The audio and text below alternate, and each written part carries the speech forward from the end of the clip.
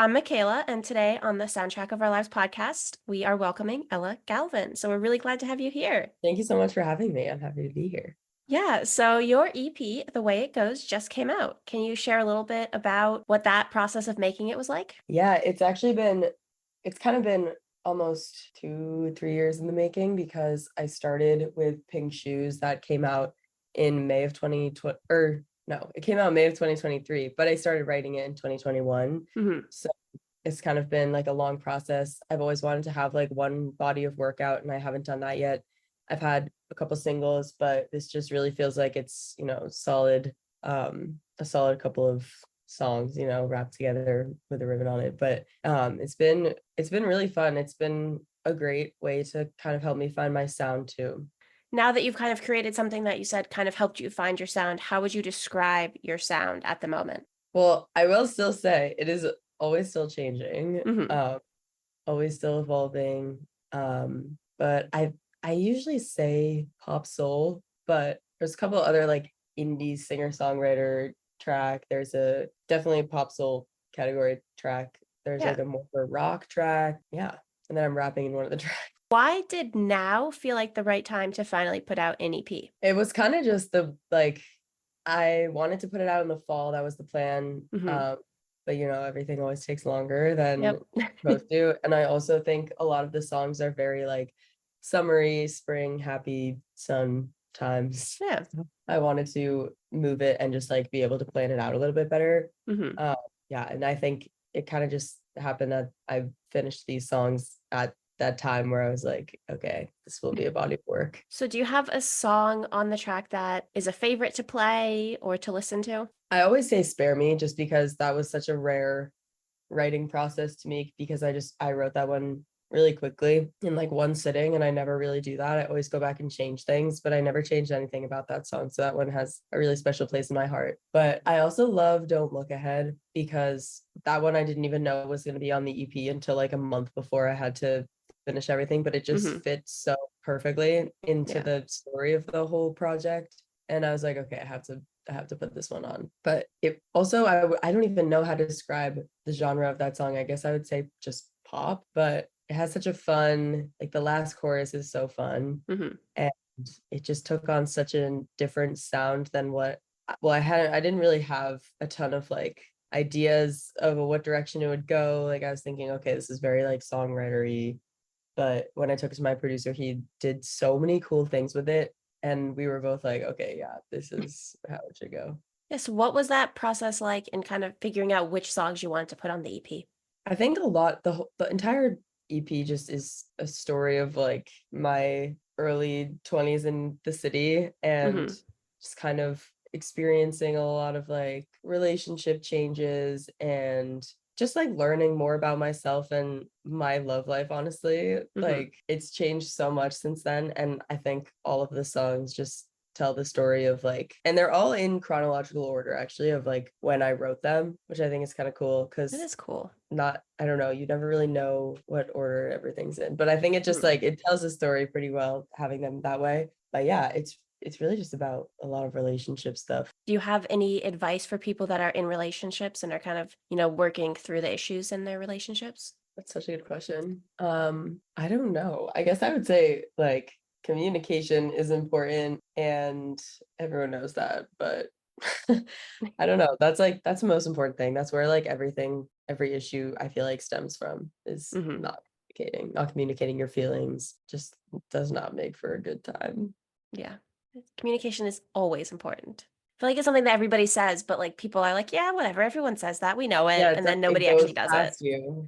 Right. Yeah. So you wrote Spare Me really fast. So how is your normal songwriting process? What does that look like? Um, I usually start with a lyric and a melody in my head. Like, for example, for Do Not Disturb, I had like phone on, do not disturb, but I'm letting all your notifications come through. And that was like, all I had, like melody and lyric. And then I just build off of that. Hmm. So I think the night that I came up with that like lyric, I wrote like the first verse and chorus, but then I came back like it might have been like a month later and like finished the second verse. And then just kind of there's like an outro to that song too, which didn't come for a long time after I wrote the body of the song. But it definitely takes a while, and I think you have to make sure that like the lyrics of the song reflect it sonically too. I think Mhm. that's just an interesting thing that's difficult to keep in mind, but that song is like super carefree and fun, and I think that sonically it reflects that because it's so like upbeat and just like different from what I usually do. It's like super pop, hyper pop. I don't know, but yeah. If it's so spread out, how do you know when it's done? Hmm. You have to really trust yourself, and I think it helps too playing them live. Like for Don't Look Ahead, I played that one live and I was like just playing it live because I had extra time in my set and I didn't have any more songs with my band. So I just played that one like by myself Mhm. acoustic. And two people came up to me after and they were like, I loved that last song. Cause I was like, I'm not gonna do anything with this song. Like I don't like it. Mhm. And then people were like, "Oh my god, this song was so good." So I was like, "Okay, I have to record it now." Because I don't know, I feel like if someone relates to a song, I feel like it's like a responsibility to record it. Like I want you to have it if you like it. So that's what happens. But what was the question? I lost my train of How do you thought. know when a song is finished? Oh yes. I think like once I usually do like verse, chorus, and then like maybe I'll have a bridge and an outro and like have it all planned out. But sometimes I Mhm. don't, and I'll bring it to my producer and we kind of like work on it together. And maybe like the outro is just guitar, or it's just like the chorus is just horns. And we like move the lyrics that were already in the chorus to like a bridge. So you kind of like cut and paste and move things Mhm. around. I think you just have to feel it. It just Yeah. like comes with just being like, okay, yeah, that's it. You'll know. Makes sense. I get that. Just a feeling. You just know it's Yeah. ready. When you know, you know, you know. So you said that, you played it live and then fans came up to you and kind of told you that they really loved it and then you recorded it. So are there any other songs that have stories like that? That was like the first time that's happened to me, I think. I do remember like when I first sang Pink Shoes live, that was like the first time I sang a song that I wrote live in like New York with a band and everything. And someone after the show was like humming the chorus melody. And I was like, oh my God, that's so cool. But I was gonna record, I like that was I knew I was gonna record that Mhm. one, but yeah, I don't know. Don't Look Ahead was just a random one because I was like, I don't like this song, but I have nothing else to play. So I have it, I'll just play it. And then people ended up liking it. So it's always, you never know what people are gonna like and Mhm. what's gonna stick because your favorite song on the EP might not be what everyone else's favorite song is. Like everyone else might have a different favorite song, or it might be like one song that everyone really likes. Mhm. I don't know. It's just always, you never know. Is there one song in particular that you kind of already talked about a song that was like more special to you, or do you have a particular song that you're kind of like, oh, I think this is the one that everyone's going to gravitate towards, or anything like that? Hmm. I don't know. I really have no expectations for that kind of thing. And I'm not like, I don't know. I hope I hope everyone loves all of them, but yeah, it was interesting too with Do Not Disturb. Like I was like, oh, this is such a silly, like hyper pop song. It's so funny. And people were like, this one's really good. And I was like, it's so like silly.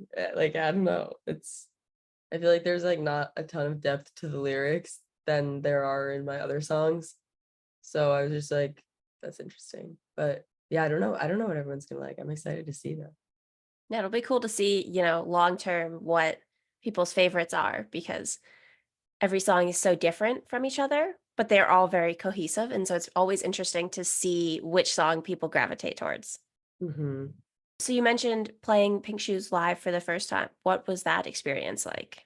It was well, I had the best band. Like I have been working with this vibraphone player, Grady, and he's helped me with a bunch of like production stuff and arrangement stuff. He did the keys for Spare Me, um, did the keys for Pink Shoes, but he's been such an important part in this EP process because of all of his like melodic knowledge, and he knows so many awesome people. So he put together this band for this show and he was like, oh, come sing with us. And I was like, okay. This was kind of before I was like really doing my solo stuff in the Mhm. city.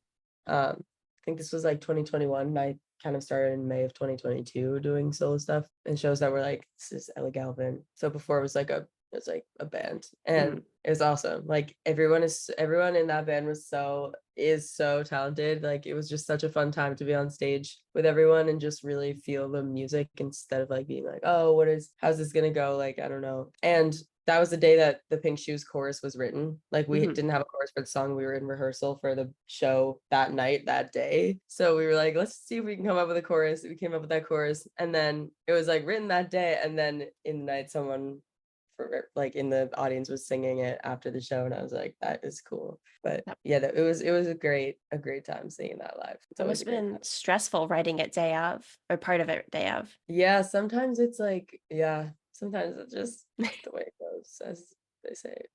Do you have any pre or post show rituals? Not really. I no, I really don't. That's Yeah. okay.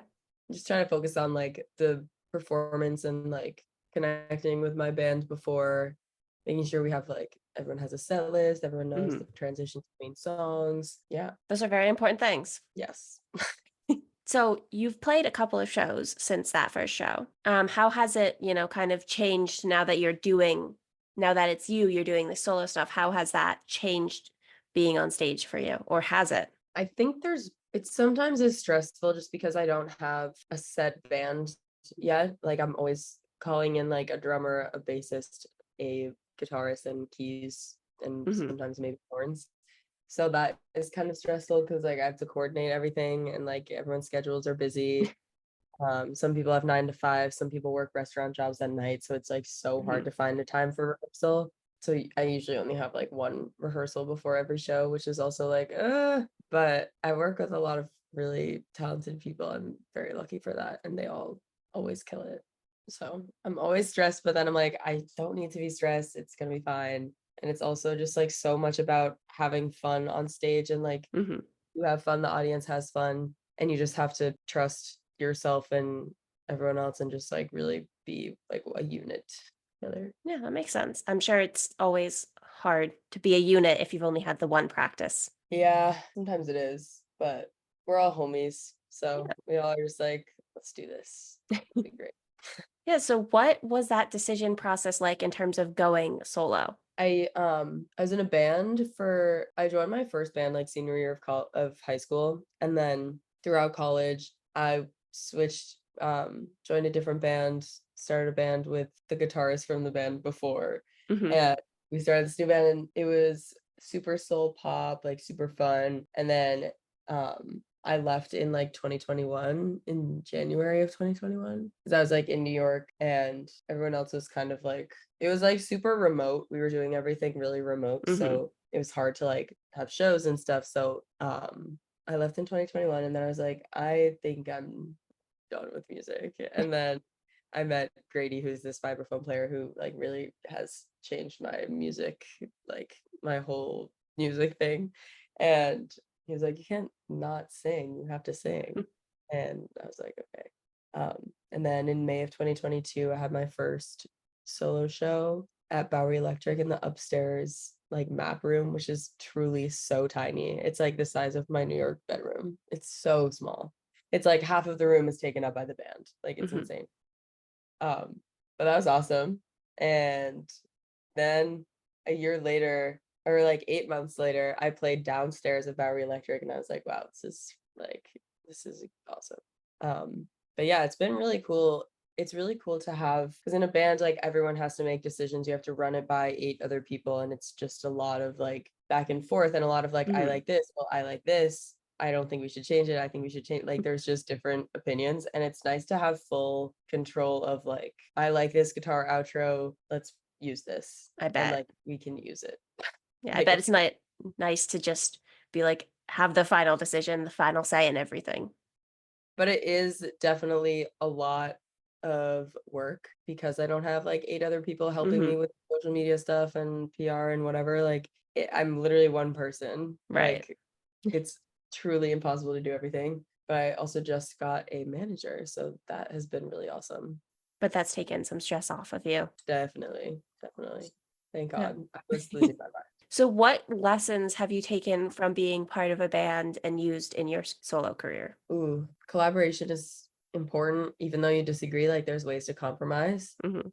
And there's a collaboration on the EP with Lady Di and Mega Diva. We have a song together, Passing the Time.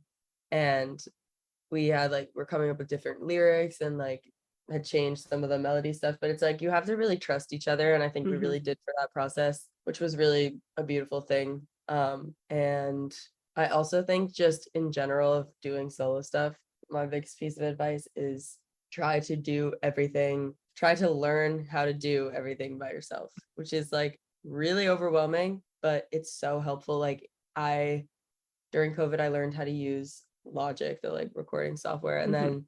then I learned Final Cut, like more of a video editing. Yeah. And by learned, I mean like the basics. Like I can do it, and I am not a master by any means. But also like Adobe Illustrator and Photoshop for making show posters, like all of that stuff is so important. And also, if you're, for example, like I just did a music video, I know like some of the terminology for video editing, so I can like communicate to my video editor Mhm. better to be like, can you cut this to whatever I'm trying to say. Like I Yeah. know some terminology because I know how to do like some of that by myself. And also like animation stuff. Like there's so much to learn, and literally have the internet. Like we can learn anything at any point for free, Mhm. which is crazy. Take advantage of it. Like we have so much time in our hands. But then I'm like, oh, I should be learning something new, not watching. Right. Is there anything you haven't learned yet that you want to learn? Oh my God, yeah, so much. I think the first thing that comes to mind is like I want to learn more about like video, like more professional video cameras and like what everything means on it, like all the buttons and Mm. stuff. Like I just am curious about it and like what you can do.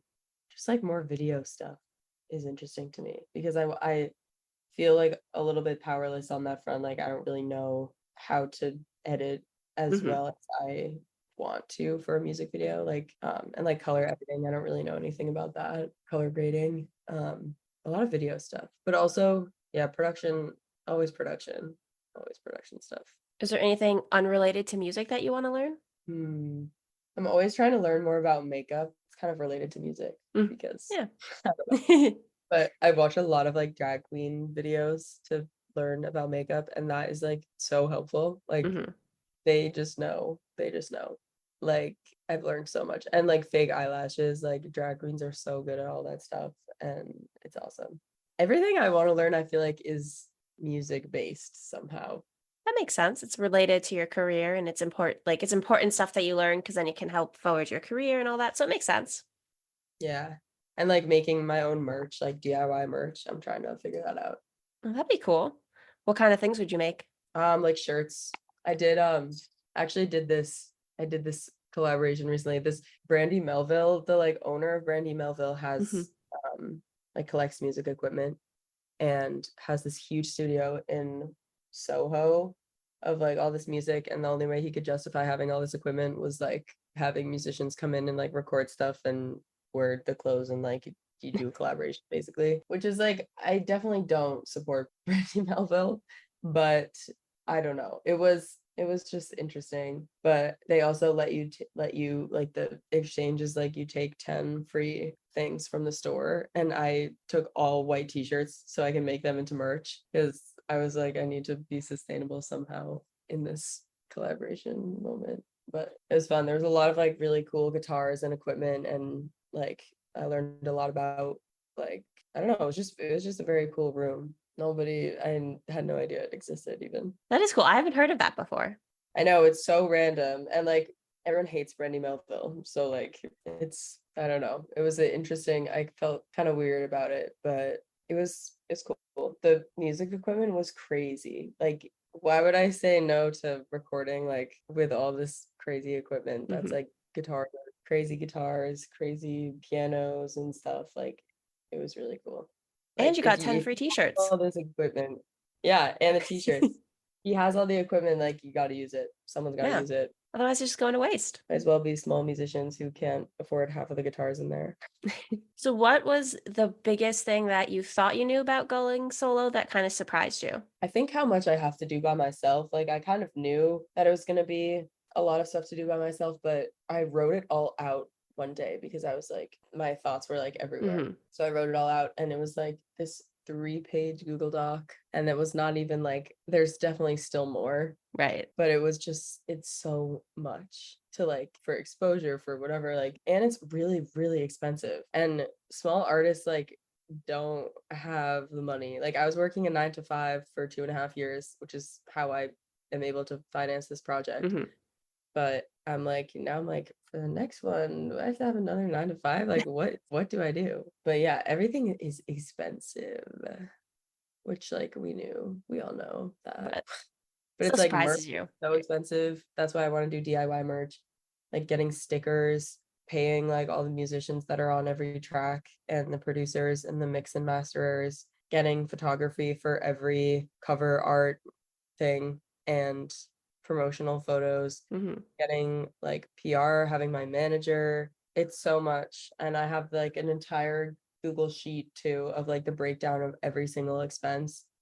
And it's crazy. It's like crazy. And the music video too, so expensive, is what it is. But I always want to pay everyone fairly. Like I never Yeah, want anyone to feel like they were like ripped off or didn't get paid enough for what they did. So I'm always trying to really make sure that everyone's cool. that's good. Yeah, you don't want anyone to be underpaid or anything Hmm. like that.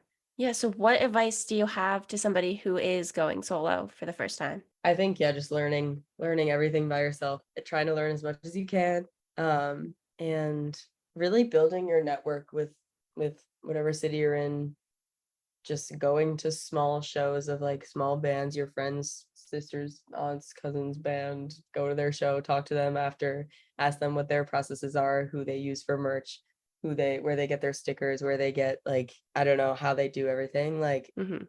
they use tracks on stage. How do they do that? How did like where did I don't know, like ask them everything and just learn from everyone around you. Everyone loves to talk about themselves and how they got to where they are. So like don't be afraid to ask them questions. And I've reached out to so many photographers and stuff on like Instagram DMs. I'm like, hey, I love your work. Let's work together sometime. Mhm. Like just building connections as many as you can. So important. Yeah, that is good advice.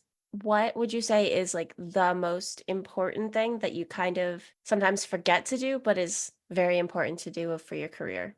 Just like taking a moment to be like, this is for myself, yes, but it's so much for other people too. Mhm. Music is for other people. Like, yes, as an artist, you have to be like, I feel really good about this by myself. Like, this is, I love this. You have to love it because then everyone else will hopefully love it too. But yeah, just like, and just being grateful. But like, I'm so grateful that I get to even perform and like have music out. That is so, like, I'm always like, what's next? What's next? Like, I have to do this, this, and this. Like, there's so much to do all the time that it's so important to take a second and be like, I have done so much, Mhm.